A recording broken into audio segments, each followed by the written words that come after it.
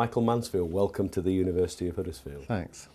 You're here today to give the law school's annual social justice lecture, and I believe your title is The Democratic Deficit. What are you going to be telling your audience? Well, I've been handed today on a plate, and this always happens, even though I plan something months in advance, a really example of what I want to talk about. And that is two of our most experienced and well-known politicians have been caught out, basically, selling their services. So I would like to rename the lecture, in a sense, Under the Radar, because that's what Mr. Straw says he was doing. My point is, that's the problem with the system we have. So what I want to be saying, in a nutshell, is that this election that's about to happen in May is, I think, from my experience, one of the first opportunities for the citizens of the United Kingdom to actually tell the politicians through the ballot box, teach them a lesson that what's been going on year in, year out is unacceptable. In other words, we have an unresponsive, non-democratic situation in which ordinary people feel left out in the cold. And this is exactly what's been happening, in a sense, through the Rifkind straw business, tells you just how far removed they are. And when you say being left out and undemocratic, are you talking within the legal system?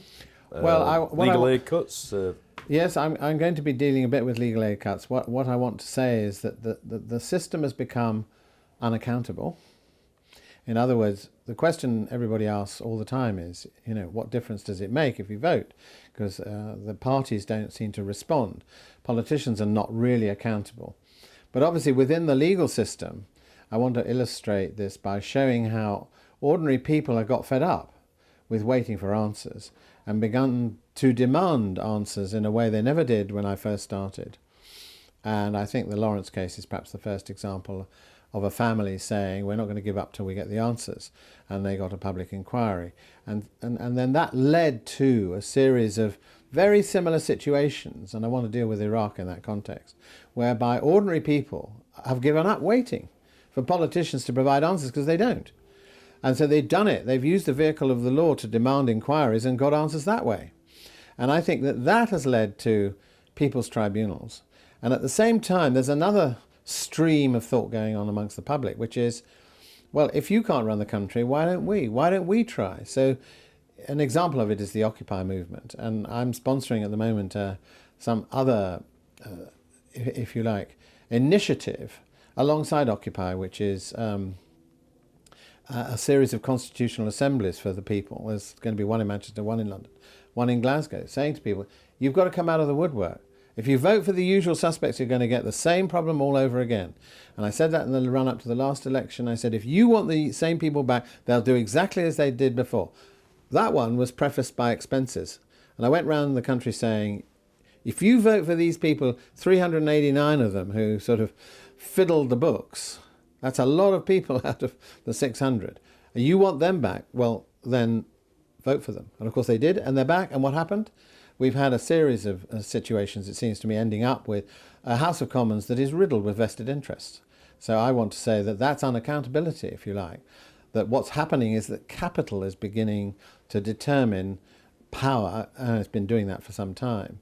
And that capital power actually came to fruition with Rifkind and Straw. They both thought they were negotiating with a Chinese company based in Hong Kong. And it was about the money again. So it's a situation in which I think the people have got to decide, as they did at Runnymede, Magna Carta, as they did in the Putney debates in 1647. People have got to start thinking about taking back control.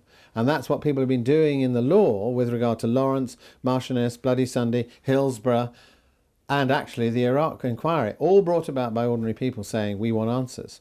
So I think that strain that's been going on there is now connecting up with people in the political arena who are saying we're fed up with voting for people who do exactly the same as they did before. Is that the reason for the low turnout, do you think? Well, I think in the last election it was a big turnout because people thought there was going to be made a difference. And if you remember, in certain areas like Sheffield, people couldn't get into the polling booths. So in fact, there was a big turnout, but the disappointment is that within seconds, you saw the politicians doing exactly what they did before. And the classic example, I suppose, is tuition fees, is the Lib Dems, within minutes, turned their back on it. And so I think people are, especially the younger generation, don't feel included. We don't have an inclusive, transparent, accountable democracy. And I think the reason for that is the system isn't working. The system is not rooting out corruption. Quite the opposite. It's in fact contributing towards and sustaining collusion and corruption. You just mentioned Occupy just a minute. For those people who don't know what that is, what is it? Well, I think the best way to describe Occupy is that it grew out of, again, a disenchantment with the way in which global corporations and business as a whole was, again, the marketplace, if you like, was determining politics.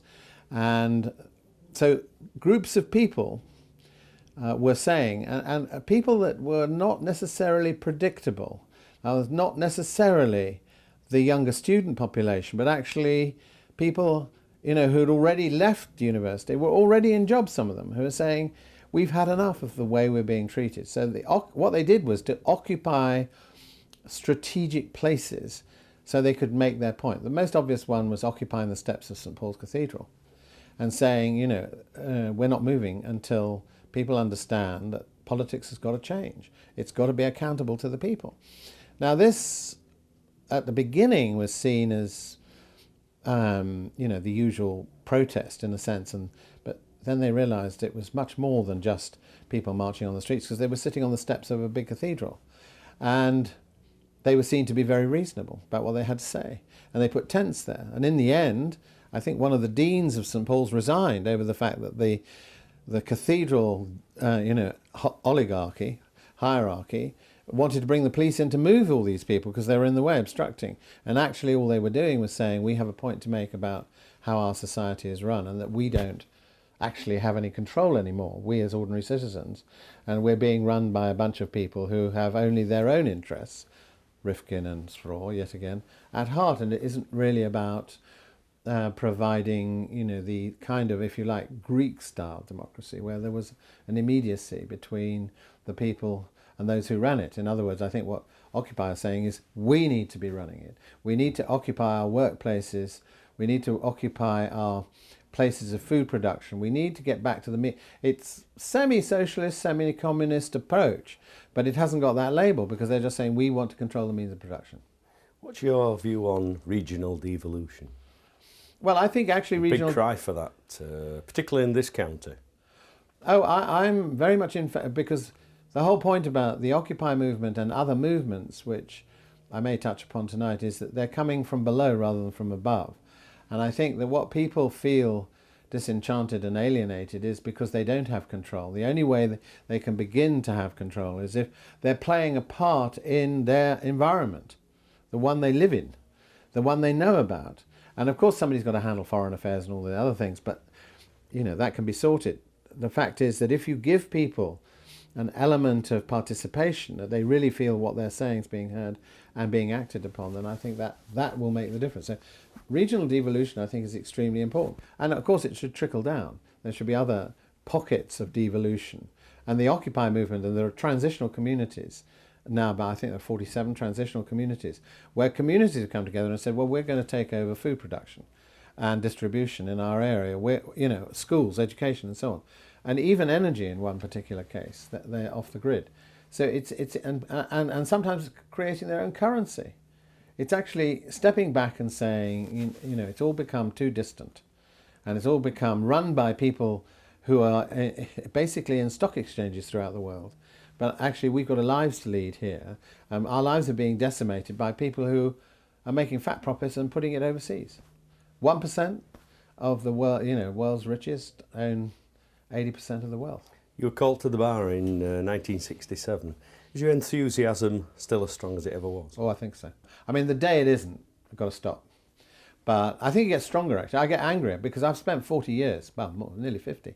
Yeah. 50 years fighting for issues like this. And all I feel particularly strongly about the legal aid situation, which, having fought strongly for social justice, publicly funded, it's true. Last year, my own chambers collapsed because we were not able to survive the cuts. We've had to re-establish ourselves in different ways, and I'm not prepared to give up. I will not let the buggers get me down. And so actually it's made me stronger rather than I was thinking of retiring. But the fact that this onslaught has come so late in my career means no, I'm not going away. And so therefore, in a sense, you know, my father used to say, you know, if you haven't got a heart when you're 20, you know, he did the heart-head thing. At 20, you've got to have a heart, but by the time you're 40, you've got a head. You shouldn't have that same passion. He was really trying to say you have to rationalize yourself and you become more tempered. I found it operates entirely the other way. I started off thinking through my head. I've ended up, you know, thinking and working through my heart, which I prefer. The University of Huddersfield, inspiring tomorrow's professionals.